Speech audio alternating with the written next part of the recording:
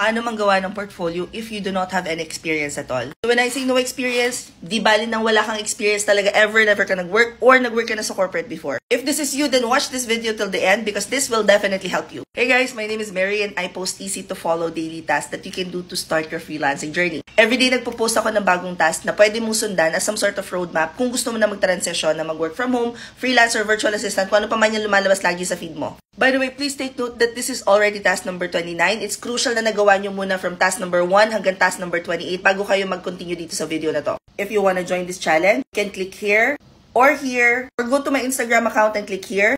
And it's here. I'm also posting this on my YouTube account here and here. So remember, we have 5 services na pwede natin i-offer as freelancer. Admin, creatives, tech, support, and sales. Your portfolio should answer the question, what would it feel like to hire you? How are you going to help my business from point A to point B? Your portfolio should be client-centric. And for today's task, focus naman tayo sa creatives. So, paano nga ba i-showcase sa iyong portfolio yung iyong creativeness? Kahit hindi ka naman ganun ka-creative. Open a browser and go to canva.com/learn. So, makikita nyo lahat ng mga trainings and tutorials kung paano nga ba maging creative, including design, marketing, branding, and all that stuff. It's all up to you. If you want to take all of these classes, go for it. But if you decide on, for example, you want to learn how to make a t-shirt with Canva Smart Mockup, click mo lang yan. Panoorin mo yung mismong tutorial, and then once you put into practice kung ano na yung natutunan mo doon sa class, take a screenshot of yung product nung iyong ginawa, and you can use it as your sample work. Bonus, gusto mo magandang tingnan yung portfolio mo?